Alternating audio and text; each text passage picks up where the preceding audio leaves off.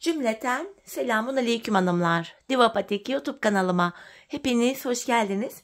Bugün birlikte iki şiş dikişsiz çok güzel bir patik yapacağız. Ben patiğimde koyu krem, turuncu ve kahverengi olmak üzere 3 tane normal patiklik ip kullandım. Şişlerim 3 numara, modelim de şöyle. Hanımlar çok güzel, çok şık, hoş bir model oldu. Patiğimiz bu şekil.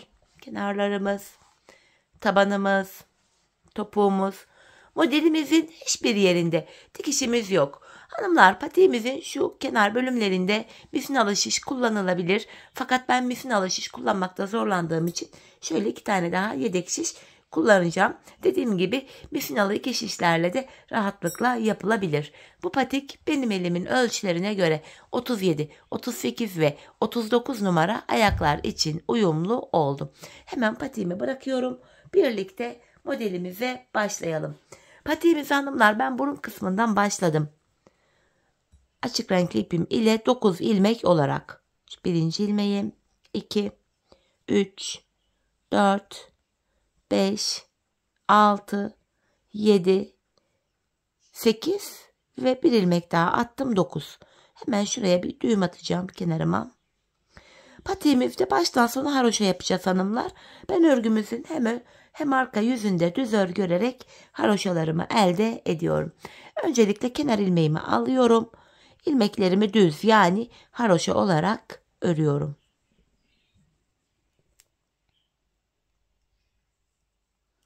Sonuncu ilmeğimi de ördüm. Geri döndüm, ön yüzdeyim. Ön yüzde olduğumuzu şöyle kabul ediyorum. Şu başlangıç ipimiz, şu ipimiz sol taraftaysa ön yüzde 100 demektir. Ön yüzde artırmalarımızı da yapacağız. Kenar ilmeğimi aldıktan sonra hemen ikinci ilmeğimi örüyorum. Artırmaları ilk 2 ilmeği ördükten sonra yapacağız. Bir de son 2 ilmek kalana kadar örüp öyle artıracağız. Hemen ipimi şöyle parmağıma dolayarak buraya bir ilmek attım. Artırmamı yaptım. Son 2 ilmeğim kalana kadar örüyorum. Hemen buraya da bir adet ilmeğimi attım. Kalan 2 ilmeğimi örüyorum. 2 ilmek artırdık, böylece 11 ilmeğimiz oldu. Geri dönüyorum, arka yüzdeyim. Arka yüzde kenar ilmeğimi aldıktan sonra ilmeklerimin tamamını haroşa örüyorum. Arka yüzde artırma yapmıyoruz. Artırmaları sadece ön yüzde yapacağız. Sonuncu ilmeğimi de ördüm. Tekrar geri dönüyorum. Yine ön yüzdeyim. Kenar ilmeğimi aldım. İkinci ilmeğimi örüyorum. Hemen artırmamı yapıyorum. Son 2 ilmek kalana kadar öreceğim. Bakın, son 2 ilmek kaldı. Hemen artırmamı yapıyorum. Kalan 2 ilmeğimi de örüyorum. Böylece şişimizde 13 ilmeğimiz oldu. Tekrar arka yüzdeyiz. Yine arka yüzde artırma yapmadan ilmeklerin tamamını normal haroşa öreceğiz. Bu şekilde. Patiğimizin burnu böyle ilerliyor hanımlar. Yeniden geri dönüyorum. Ön yüzdeyim. Tekrar kenar ilmeğimi aldım. İkinci ilmeğimi ördükten sonra artırmamı yapıyorum. Şimdi son 2 ilmek kalana kadar öreceğim. Bu şekilde son 2 ilmek kalana kadar öreceğiz. Ardından sol kenarda da artırmamızı yapacağız. Bakın, şöyle artırmamı yaptım. Kalan 2 ilmeğimi örüyorum. Böylece hanımlar, burada 15 adet ilmeğimiz oldu. Geri döneceğiz. Arka yüzde ilmekleri öreceğiz.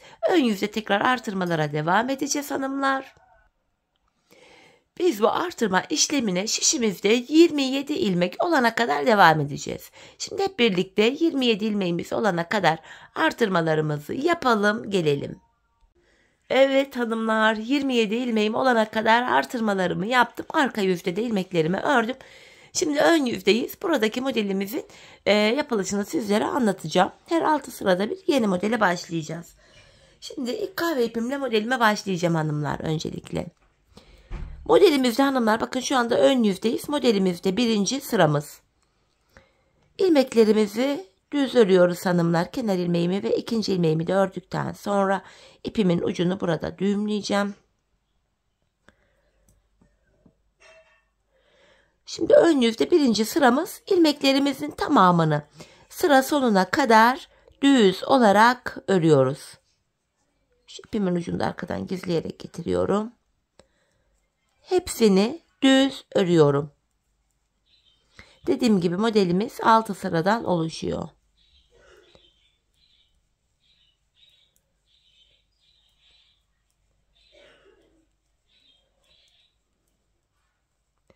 Sonuncu ilmeğimi de ördüm. Ön yüzde ilk sırayı tamamladık. Geri dönüyorum. Arka yüzde modelde ikinci sıra. Kenar ilmeğimi aldıktan sonra ilmeklerimin hepsini arka yüzde ters olarak örüyorum. İlk sırada ilmekleri ön yüzde düz ördük. Arka yüzde ikinci sırada ilmeklerimizi ters olarak örüyoruz hanımlar. Dediğim gibi model 6 sıradan oluşuyor. Evet, sonuncu ilmeğimi de ters ördüm, geri dönüyorum. Şimdi modelde ön yüzdeyiz. 3. sıra. Hanımlar, model kurulumunu yapacağız. Kenar ilmeğimi aldım. Yanına bir ilmek ters örüyorum. Bir ilmek ters. Şimdi öndeki ilmeğim var. Bakın, şu iki ilmeğin ara boşluğundan girerek bir ilmek çıkarttım. İpimi şişime bir kere doluyorum ve öndeki bir ilmeğimi normal düz örüyorum. Bir ilmekten bu şekilde 3 ilmek çıkartmış olduk. Bu birinci modelimizdi.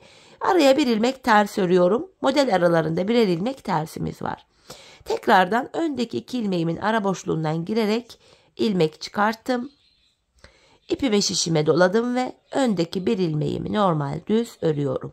Model arası için bir ilmek ters. Bir diğer modelimi yapacağım. İki ilmeğin ara boşluğundan girip ilmek çıkarttım. İpimi şişime doladım ve hemen sıradaki ilmeğimi örüyorum.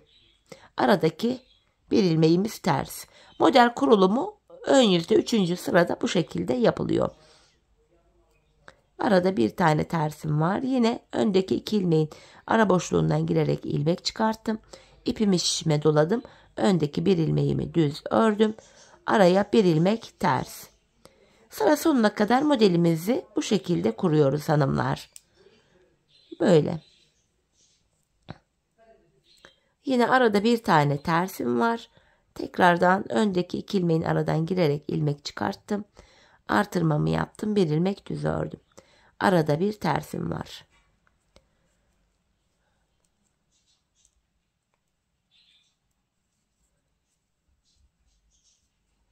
Yine bir tersimi ördüm. İki ilmeğin boşluğundan girerek ilmek çıkarttım. İpimi şişime doladım. Bir ilmeği ördüm. Yanına bir tane tersim var. Tekrardan ara boşluktan girip ilmek çıkarttım. İpimi şişime doladım. Öndeki bir ilmeği ördüm. Son iki ilmek kaldı. Öndeki sıradaki ilmeği ters ördüm. Kenar ilmeğimi de düz olarak ördüm. Şimdi arka yüzde hanımlar modelimizde 4. sıra. Kenar ilmeğimi aldıktan sonra ilmekleri bakın, burada bir ilmek düzüm var. Ön yüzde ters ördüğümüz ilmekler. Bunu düz örüyorum. Bir ilmekten 3 ilmek çıkartmıştık hanımlar. Bu 3 ilmeğin 3'ünü birden tersten keserek örüyorum. Tekrardan tek ilmeğe düştü. Arada bir ilmek düzümüz var. Bu 3 ilmek çıkartmıştık önde. Bunu arka yüzde tersten keserek örüyorum üçünü. Arada bir tane düzüm var. Üçlü ilmekleri tersten keserek örüyorum. Aralara bir ilmek düz örüyorum. Bu şekilde. Bir ilmek düz ördüm. Bu üçlü ilmeğimi tersten kesiyorum. Bir ilmek düz ördüm. Üçlü ilmeğimi tersten keserek örüyorum. Bir ilmek düz ördüm. Üçlü ilmeğimi tersten keserek örüyorum. Modelimizin arka yüzde 4. sırası bu şekilde. Şöyle bir düz ördüm. Bu üçlü ilmeğin üçünü tersten kesiyorum. Bir ilmek düz ördüm. Üçlü ilmeğin üçünü tersten kestim. Bir düz ördüm. Üçünü tersten kesiyorum. Bir düz ördüm ve son kenar ilmeğimi de ters ördüm. 4. sırayı tamamladık hanımlar. Model ördükçe kendini gösterecek. Şimdi tekrar ön yüzde 5. sıradayız. Kenar ilmeğimi aldıktan sonra bakın önde bir tersim var. Tersimi örüyorum. Bu model yaptığımız ilmeklerimizi örmeden alıyoruz. Bir ilmek ters örüyorum. Bakın ipim karşıda. Bu ilmeklerimi, tek ilmeğimi örmeden aldım. Aralardaki bir tersimi ters örüyorum. Ön yüzde modelin 5. sırasını da bu şekilde yapıyoruz hanımlar. Şu tomurcuk görünümlü ilmekleri örmeden alıyoruz. Aralardaki birer ilmek tersi yine ters örüyoruz. Şimdi tersi ördüm. Son kenar ilmeğimi düz ördüm. Ön yüzde 5. sırayı tamamladım.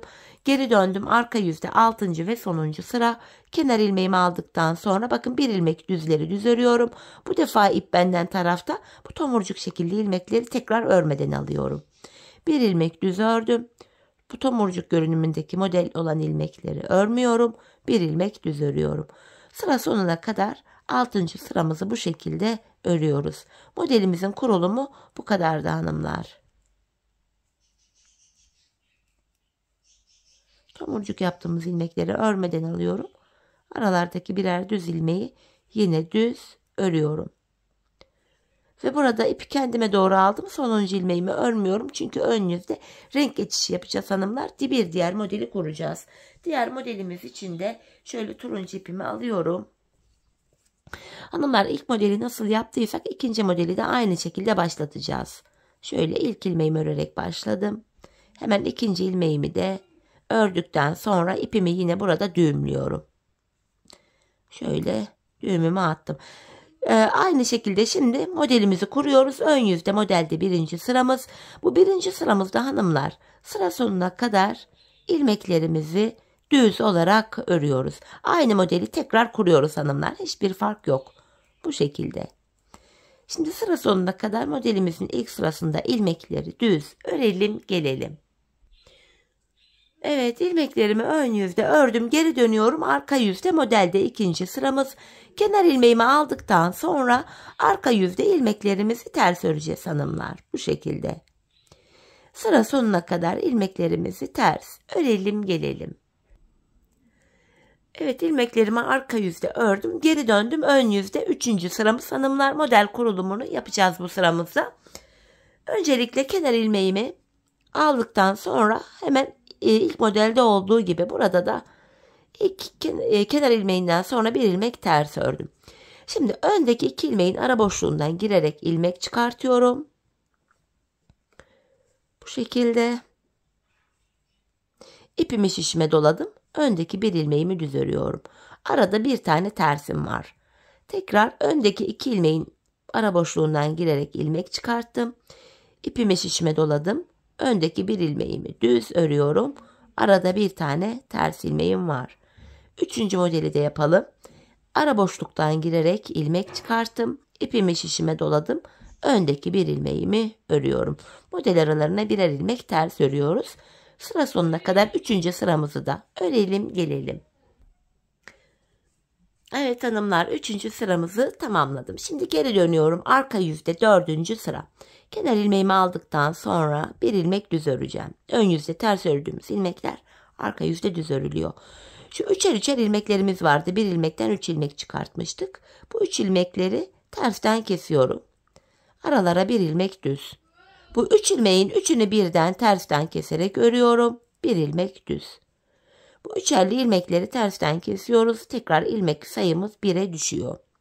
Bu şekilde. Sıra sonuna kadar hanımlar ilmeklerimizi örelim gelelim. Evet, ilmeklerimi ördüm geldim hanımlar. Tekrar geri döndüm. Ön yüzde 5. sıradayız. Bu sıramızda kenar ilmeğimi aldıktan sonra aralardaki birer ters ilmekler ters örülüyor. Bu tomurcuk görünümlü ilmekleri örmüyoruz. Ters ilmekleri ters örüyorum. Bu tomurcuklu ilmekleri örmeden sağ şişimi alıyorum. 5. sıramız bu şekilde devam ediyor. Sıra sonuna kadar örelim gelelim. Evet hanımlar, sıramı tamamladım. Geri dönüyorum. Arka yüzde modelde 6. sonuncu sıramız.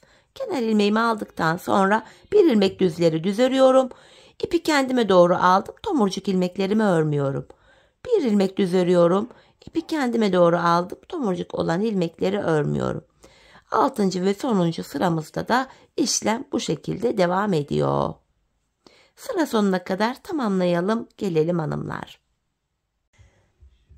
Evet hanımlar, arka yüzde ilmeklerimi ördüm. İkinci modelimizi de böylece tamamlamış olduk. Şimdi aynı şekil 3. modele geçeceğiz hanımlar.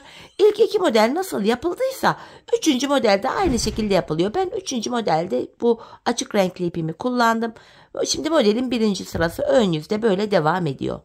İlmeklerimi tamamen düz öreceğim. Arka yüzde ters öreceğim. ön yüzde tekrar model kurulumu yapacağım. Yani ilk iki modeli nasıl yaptıysak diğerlerini de aynı şekilde yapacağız. Kafası karışan olursa da ilk iki modelin sıralamalarını takip ederek, yani videoyu bir tık geri alarak diğer modelleri de kolayca yapabilirsiniz. Bu şekilde üçüncü modeli yapacağız. Ardından bakın ben toplamda 6 model yaptım. Kahve 1, turuncu 2, ardından koyu krem ipimi kullandım 3. Yeniden aynı renkleri tekrar ettim. Kahve, turuncu ve krem. Toplamda 6 tane model yaptım. Siz dilediğiniz sayıda renk kullanabilirsiniz. Rengarenk de yapabilirsiniz. Bu tamamen tercihe kalmış. Ama sonuç olarak toplamda yapmamız gereken model sayısı 6. İlk iki modeli birlikte yaptık. Buraya yine 4 tane daha modelimizi yapalım. Gelelim hanımlar. Ardından buluşalım. Evet hanımlar, ben bu patiğime toplamda 6 adet modelimi ördüm geldim bu şekilde. Şimdi buraya bu açık renkli ipimle bir diş haroşa öreceğim. Yani şu anda ön yüzdeyiz. İlmeklerimizi sıra sonuna kadar öreceğiz. Tekrar geri döneceğiz. Arka yüzde de yine düz öreceğiz. Böylece bir diş haroşa olacak. Bu şekilde bir diş haroşamızı örelim gelelim. Evet, bir diş haroşamı ördüm hanımlar bu şekilde. Şimdi tekrar ön yüzdeyiz. Ön yüzde yine kenar ilmeğimi aldıktan sonra sıra sonuna kadar ilmeklerimizi düz olarak örüyorum. Yani haroşaya devam ediyoruz burada da. 27 ilmeğin tamamını örüyoruz hanımlar. Bu şekilde. Sonuncu ilmeğimi de ördüm. Şimdi geri dönüyorum, arka yüzdeyiz. Arka yüzde bilek kesimini de yapacağız hanımlar. 27 ilmeğimiz vardı. İlk 9 ilmeği öreceğiz. Ortadaki 9'u keseceğiz. Kalan 9'u öreceğiz. Şu kenar ilmeğim 1. Yine haroşaya devam ediyorum. Şu ikinci ilmeğim 3, 4, 5, 6, 7, 8, 9 ilmek ördüm. Şimdi ilmeklerimi ikişer ikişer keseceğim. 9 ilmek keseceğim. Şu birinci kesimim. 2, 3, 4, 5, 6, 7, 8 ve 9. 9 ilmek kestim.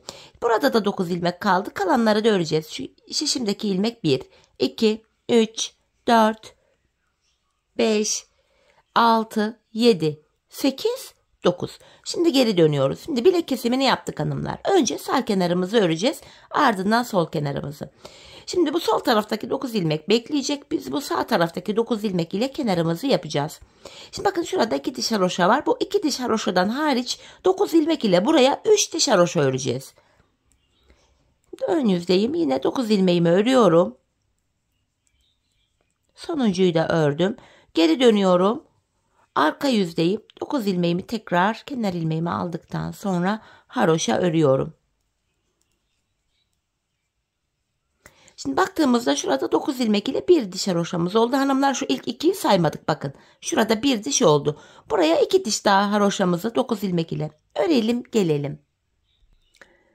Evet hanımlar, 9 ilmek ile 3 diş haroşamızı ördük. Bakın şu ilk 2 diş haroşayı kapatıyorum. 3 diş haroşa oldu. Şimdi bilek bölümünden artırmalar yapacağız.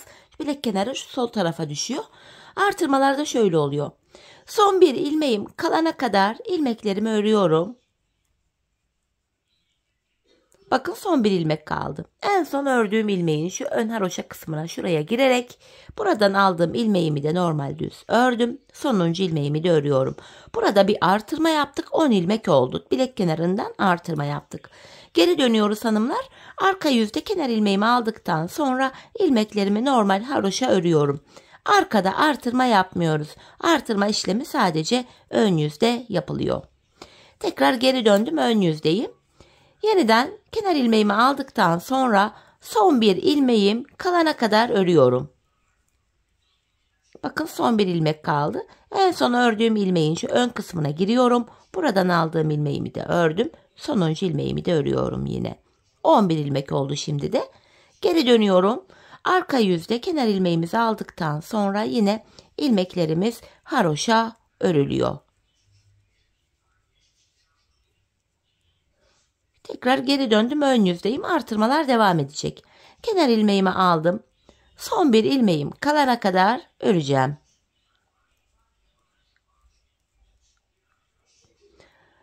En son ördüğüm ilmeğin şu alt kısmına girerek buradan aldığım ilmeğimi de örüyorum. Sonuncu ilmeğimi de ördüm. 4, 8, 12 ilmek oldu. Tekrar geri dönüyoruz hanımlar. Arka yüzdeyiz. Arka yüzde artırma yapmıyorum. 12 ilmeğimi tamamen haroşa olarak örüyorum. 14 olana kadar artırmalara devam edeceğiz hanımlar. Tekrar geri döndüm. Yeniden son bir ilmeğim kalana kadar örüyorum.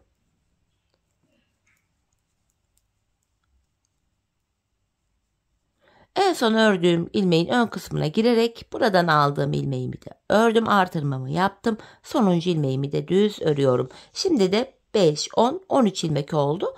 Geri dönüyorum. Arka yüzdeyim. Arka yüzde ilmeklerimin hepsi haroşa örülüyor.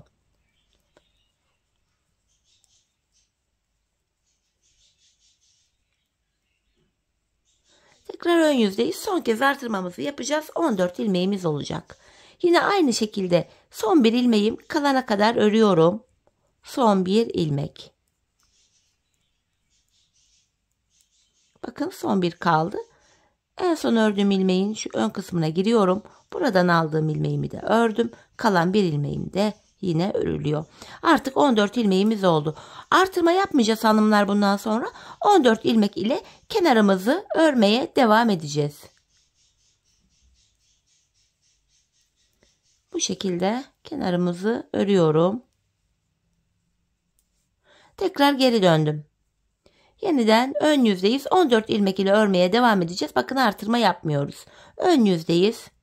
İlmeklerimizi öreceğiz. Artırma yok.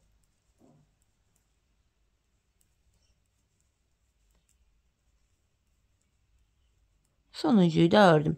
Tekrar geri döneceğiz. Arka yüzde 14 haroşamızı öreceğiz.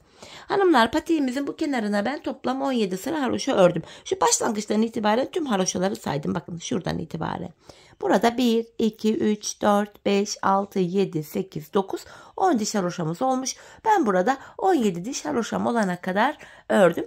Şimdi burayı patiğimizin bu sağ kenarını tamamlayalım. Ardından buluşalım hanımlar. Sol kenara birlikte geçiş yapacağız.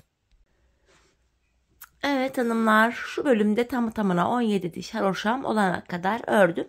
Şimdi ön yüzdeyiz, ilmeklerimizi keseceğiz. İkişer ikişer toplayarak ilmeklerimi gevşek bir şekilde kesiyorum hanımlar. Çok sıkmayalım. Çünkü patiğimizin topuk bölümünü yaparken bu kesim yaptığımız kenar ilmek yerlerinden ilmekler çıkaracağız. İlmekleri kolay çıkartabilmek için biraz gevşek bir kesim yapmakta fayda var. Kesimden sonra mezura ile ölçü vereceğim hanımlar. Son bir ilmeğim kaldı. Onu da kestim. Kenarımız açılmasın diye şöyle bölüme 2 tane zincir atıyorum. Ve artık buradaki ipimizi kesiyorum hanımlar. Patiğimizin sağ kenarı tamamlandı. Bakın patiğim hiç haroşa örgü esnek bir yapıya sahiptir. Hiç esnetmeden, germeden öylece koydum. Bakın şöyle koyayım, hatta ölçüyü size şimdi vereceğim. Patiğimizin bu bölümünde hanımlar şöyle buruna sıfırlıyorum mezurama. Bakın şu başlangıç yerinde sıfırladım. 18,5 santim olarak ördüm. Hanımlar bu 37, 38, 39'a uygun bir ölçüydü. Haroşa örgü esnek olduğu için. 40-41 numara yapacak olanlar bunu 19,5 santim yapabilir. 35-36 numara yapacağım diyenler de burayı 17 santim civarı yapabilir hanımlar. 17, 16,5, 17 santim civarı yapabilir. Boyutumuz bu şekilde. Şimdi hemen patiğimizin sol kenarına başlayacağız. Şu iç taraftan başlıyoruz hanımlar. Bakın ön yüzde iç taraftan. Diğer tarafı nasıl yapıldıysa bu tarafta aynı şekil yapılacak hanımlar. Öncelikle burada da 9 ilmeğim vardı. Buraya da öncelikle 9 ilmek ile 3 diş haroşamızı öreceğiz. Hemen ipimin ucunu düğümledim. 9 ilmeğimi örüyorum öncelikle. Şöyle. Geri döndüm. Arka yüzde yine 9 ilmeğimi öreceğim.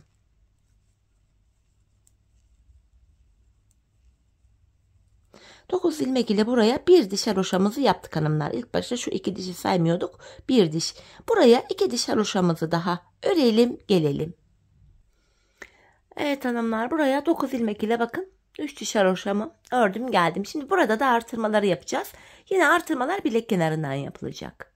Şimdi burada son bir ilmek kalana kadar örüp artırmıştık. Bu sol kenarda da artırma şöyle. Kenar ilmeğimi aldıktan sonra bakın şu an bilek kenarındayım.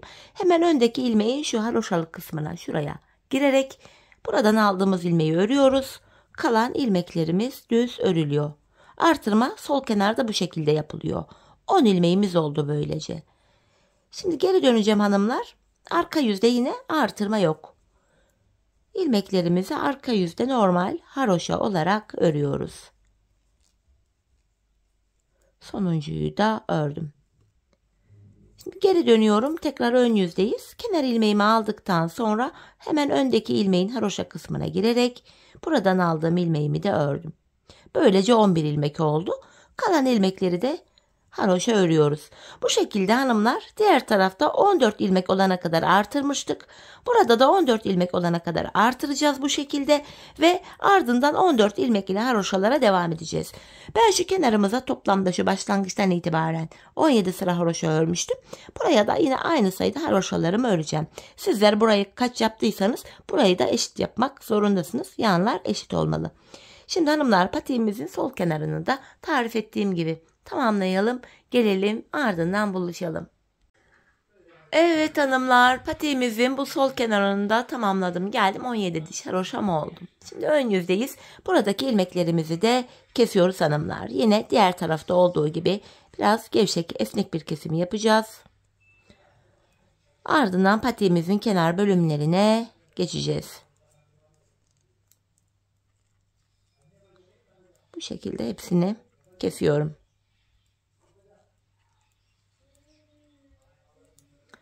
Son bir ilmeğim kaldı. Onu da kestim.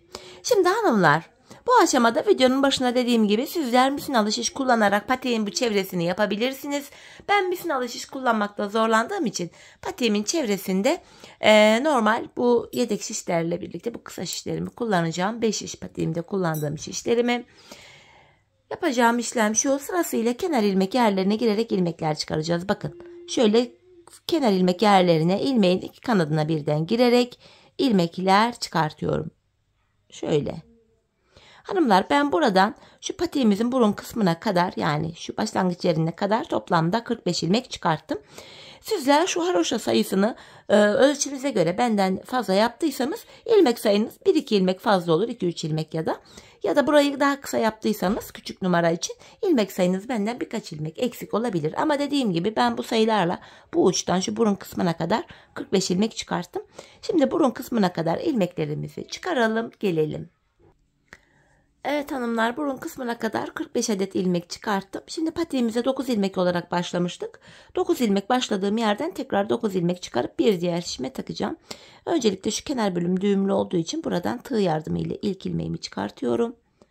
Şöyle başlangıç yerlerine ilmeğin iki kanadına birden ilmek girerek ilmekler çıkartıp şişimize takıyoruz. 2 ilmeğim oldu. Şu 3. ilmeğim. Hatta şu başlangıçtaki ipucunu da gizleyerek götürelim atlatarak. Şu 4. şu 5. ilmeğim. 6. Devam ediyorum. 7. ilmeğim. 8 ve şu son yere girerek bir ilmek de buradan çıkartıyorum. 9. Burun kısmından da yine 9 adet ilmek çıkartmış olduk hanımlar. Şimdi diğer kenara geçeceğim. Bir diğer şişime yine ilmekler çıkartmaya devam edeceğim. Bakın. Ben karşı taraftan toplam 45 ilmek çıkartmıştım. Buradan da aynı sayıda ilmek çıkaracağım. Karşılardaki ilmek sayıları birbirine eşit oluyor hanımlar. Sizler de karşı taraftan kaç ilmek çıkarttıysanız buradan da şu son kenar ilmek yerine kadar ilmeklerinizi çıkartın gelin hanımlar. Sonrasında buluşalım. Evet, buradan da 45 adet ilmeğimi çıkarttım hanımlar. Şimdi geri döneceğiz. Bu kenar bölümünde de yine haroşa yapıyoruz. Kenar ilmeğimi örmeden alıyorum. İlmeklerimi normal haroşa, yani düz örüyorum hanımlar. Bu şekilde düz öreceğiz. Bakın ön yüze böylece bir diş haroşa düşüyor. Şöyle. Bu şekilde hanımlar diğer uca kadar öreceğiz. Önce bu şişimizi, sonra burundaki, sonra diğer şişimizi diğer uca kadar haroşa örelim gelelim. Evet hanımlar, bakın diğer uca kadar ördüm. Bu açık renkli ipimizle bir diş haroşamız oluştu. Tam olarak patiğimizin şu kenarını yapıyoruz. Şimdi haroşamızı turuncu ipimizle yapacağız. Turuncu ipimizi ekleyeceğiz hanımlar buraya.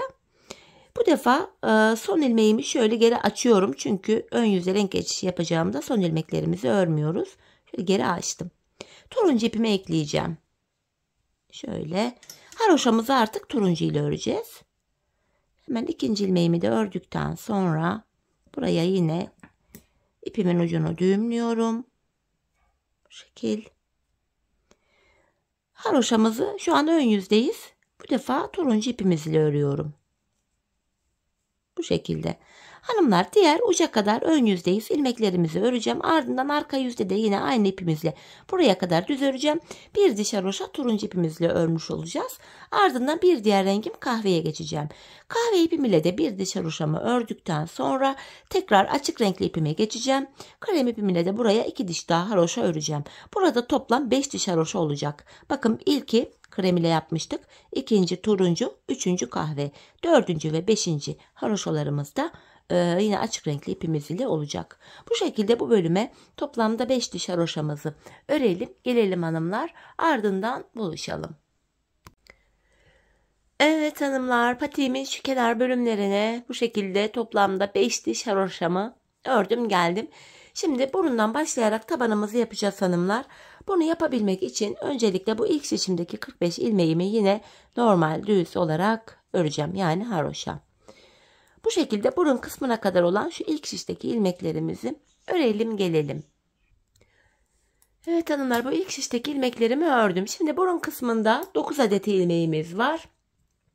Önce bu 9 ilmeğimi öreceğim. Şu 9. ilmeğimi de ördüm. Hemen şu kenardan hanımlar şişimden 2 adet ilmek keserek örüyorum. Bu kesim yaptığım ilmeği de ortaya ekledim. Ortada 10 ilmek oldu. Şimdi geri dönüyorum. İpim karşıda. İlk ilmeğimi örmeden aldım.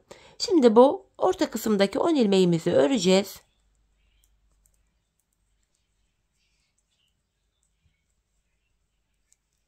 Şu 10. ilmeğim. Şimdi de bu kenardan 2 adet ilmek bakın keserek ördüm. Bu ilmeği de ortaya ekledik. Ortada 11 ilmek oldu. Geri döndüm. Yine ipim karşıda, ilk ilmeğimi aldım. Şimdi orta kısımdaki 11 ilmeğimi öncelikle örüyorum. Evet, şu 11. ilmeğim. Kenardan yine 2 ilmek keserek ördüm. Bunu da ortaya ekledim. 12 oldu. Geri dönüyorum. Yine ipim karşıda, ilk ilmeğimi alıyorum hanımlar. 12 ilmek öreceğim. Ortadaki 12 ilmeği öreceğim öncelikle.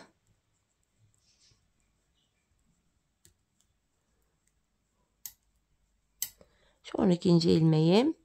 Ve yine kenardan 2 ilmek şöyle keserek ördüm. Bu kesim yaptığım ilmeği de ortaya ekledim. 13. Bu orta kısımda yani taban kısımda 13 ilmek oldu. Artık 13 ilmek ile patiğimizin taban bölümünü öreceğiz. Yapacağımız işlem şu. 12 ilmek öreceğiz. 13. de kesim yapacağız. Yani şu tabanımda son bir ilmek kalana kadar öreceğim. Yine ipim karşıda ve ilk ilmeğimi örmeden aldım. Tabanımda son bir ilmek kalana kadar örüyorum. Yani 12 ilmeğimi örüyorum. 13. de kesimimi yapacağım. Bakın tabanda son bir ilmek kaldı. Bunu örerken yandan da bir ilmek alıp ikisini kesiyorum. Geri döndüm hanımlar. Yine ipim karşıda, ilk ilmeği örmeden aldım. Aynı işlemi yapacağım. 12 ilmek öreceğim. 13. de kesim yapacağım. Yani bu tabanda son bir ilmek kalana kadar örüyorum. Bakın son bir kaldı. Bunu örerken yanındakini de alıyorum. İkisini keserek örüyorum. Patiğimizin tabanı 13 ilmek ile böyle örülüyor hanımlar. Taban bölümünde yapılacak başka bir işlem yok. Bu şekilde kesimlere devam edeceğiz. Taban 13 ilmek olacak bu şekil.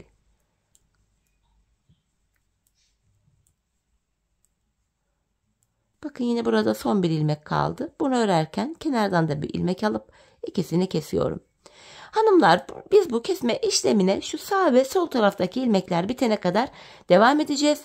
Ve kesim sonunda şişimizde sadece tabanda kullandığımız 13 ilmeğimiz kalacak. Bu şekilde patiğimizin tabanını tamamlayalım gelelim. Evet hanımlar, patiğimizin tabanını ördüm ve geldim. Şişimde sadece 13 ilmeğim kaldı. Şimdi bu 13 ilmek ile patiğimizin şu arka bölümünü yapacağız. Şu bölümü. Yani topuk bölümünü. Yine ipim karşıda, ilk ilmeğimi alıyorum. Haroşaya devam edeceğiz. Son 2 ilmeğim kalana kadar örüyorum hanımlar.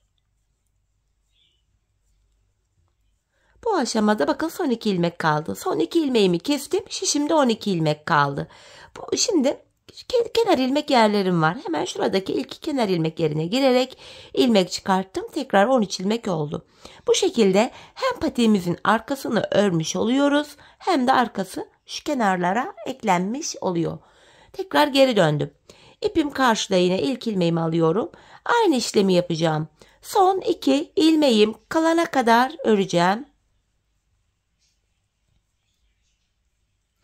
Yine son 2 ilmeğimi kesiyorum. Bu sağ kenarda ilmek çıkartırken geri dönüp öyle çıkaracağım hanımlar. Hemen şuradaki kenar ilmek yerine girerek ilmeğimi çıkarttım. Tekrar 13 ilmek oldu. Patiğimizin arkasında yapacağımız işlem böyle. Son 2 ilmek kalana kadar örüyoruz. Son 2 ilmeği kesiyoruz ve sıradaki kenar ilmek yerinden ilmek çıkartıyoruz. Bakın yine son 2 ilmeğimi kestim ve bir sonraki kahverengi kenar ilmek yerine girerek ilmek çıkarttım. Geri döndüm, yine ilk ilmeğimi aldıktan sonra son 2 ilmeğim kalana kadar ilmeklerimi örüyorum. Son 2 ilmeğimi kesiyorum. Geri döndüm. Hemen burada da yine kahverengi kenar ilmek yerine ilmeğin 2 kanadına birden girerek şöyle ilmeğimi çıkartıyorum. Şöyle yeniden 13 ilmeğimiz oldu. Patiğimizin arkasını bu şekilde yapacağız. Biz bu işleme şuraya gelene kadar, yani son kenar ilmek yerlerine gelene kadar devam edeceğiz. Şimdi hep birlikte arka bölümü tamamlayalım, gelelim. Evet hanımlar, patiğimin topuk bölümünü son kenar ilmek yerlerine gelene kadar bu şekilde ördüm geldim. Artık ilmeklerimi keseceğim. İkişer ikişer toplayarak kesimimi yapıyorum hanımlar. Bu şekilde. İlmeklerin tamamını keseceğiz. İkişer ikişer topluyorum. Son bir ilmeğim kaldı. Onu da kestim. Şöyle. Bu kenarımızda tümsek bir görüntü oluşmasın diye hemen tığ yardımı ile dibine batarak burayı düzlüyorum. Ardından buraya 2 tane zincir çekip ipimi kestim. Hemen iplerimizin uçlarını gizleyeceğiz hanımlar. Bakın kenarımızdan kalma bir ip vardı. Önce onu bir gizleyelim. Ayağı giydikten sonra bu ipler dışarı çıkmasın. Hoş bir görüntü olmaz. Şurada az önceki bitiş ipimiz. Bunu da yine şöyle zincir tekniğiyle düğümleyerek yine aynı şekil gizliyorum. Patiğimizin bu örgü bölümünü bitirdik. Kenar oyamız var hanımlar. Şöyle 2 sıradan oluşan bir kenar oyası yaptım. İlk kenar oyamda kahve ipimi kullandım. Öncelikle hanımlar, kenar oyamızın ilk sırasında şöyle kahve ipimi alıyorum. Bir ilmek oluşturacağım. Şöyle tığım ile. Kenar oyamızın ilk sırasında yapacağımız işlem şu. Şu bitirdiğimiz yerden itibaren ilmeğimi buraya sabitliyorum. İpimi tığıma doluyorum. Sıradaki kenar ilmek yerine ilmeğin 2 kanadına birden batarak ilmek çıkartıp tığımdaki ilmekleri topluyorum. Yani sık iğne tekniği kullanıyoruz. Fakat ipimizi tığımıza dolayarak yapıyoruz. Bunu çok sıkarak yapmayalım hanımlar. Yoksa patik boğazı dar olur. Ayak zor girer. Biraz gevşek yapalım. Elinizi sıkı tutmayın burada. Bu şekilde. Hanımlar, patiğimizin çevresini bu şekilde şu ilk başladığımız yere kadar dolanıp gelelim. Evet hanımlar, kenar oyamı tamamladım geldim. İlk başladığım yere kadar yaptım. Tekrar bir zincir çekip ipimi kesiyorum. İpimizin ucunu gizleyeceğiz. Sonra kenar oyamızda ikinci sıramızı yapacağız. Şöyle kahve ilmek aralarına girerek ipimin ucunu gizleyeceğim.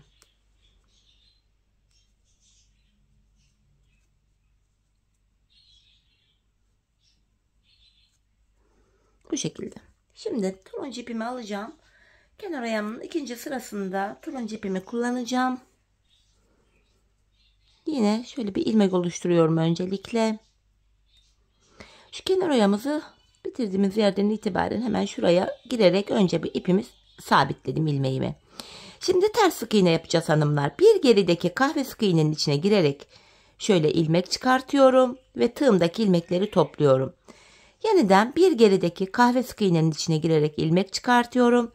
Tığımdaki ilmekleri topluyorum. Geri geri giderek ters sık iğne yöntemi ile kenar oyamızın ikinci sırasını yapıyoruz hanımlar. Tekrar bir geri gittim. İlmek çıkartıp tığımdaki ilmeklerimi topladım. Kenar oyamızın ikinci sırası da bu şekilde devam ediyor.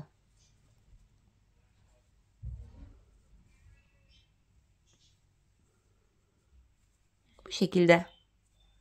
Hanımlar yine ilk başladığımız yere kadar, yani buraya kadar kenar oyamızı tamamlayıp gelelim. Evet hanımlar, kenar oyamın ikinci sırasını da tamamladım. Geldim buraya da bir adet zincirimi çekiyorum. Ve ipimi yine kesiyorum. Tekrar ipimizin ucunu yine gizleyeceğiz hanımlar. Ardından patiğimize bakalım. Patiğimizi tamamladık. Şöyle turuncu ilmek aralarına girerek hemen şuralara ipimizin ucunu güzelce gizliyorum. Bu şekilde. Evet hanımlar, patiğimizi tamamladık. Hemen duruşunu şöyle bir bakalım. Bakın. Patiğimizin duruşu şöyle. Haroşa örgü olduğu için gayet esnek, ayağı saran bir model oldu. Şöyle hanımlar, duruşumuz bu. Hemen manken ayağıma da giydireyim. Bir de ayaktaki duruşuna bakalım birlikte. Ben çok beğenerek, çok severek yaptım. Gayet güzel bir model oldu. Örmesi zevkli. Umarım sizler de benimle birlikte beğenerek, severek yaparsınız patiğinizi. Yapacak olanlara da hanımlar şimdiden kolay gelsin diyorum. İşte patiğimizin ayaktaki duruşu da hanımlar bakın şu şekilde. Bakın gayet güzel, şık bir model. Yandan duruşu, önden görüntüsü, tabanımız, topuğumuz, model bu şekilde. Evet hanımlar, yine birlikte güzel bir modelin daha sonuna geldik. Umarım sizlere faydalı, hoş bir video olmuştur.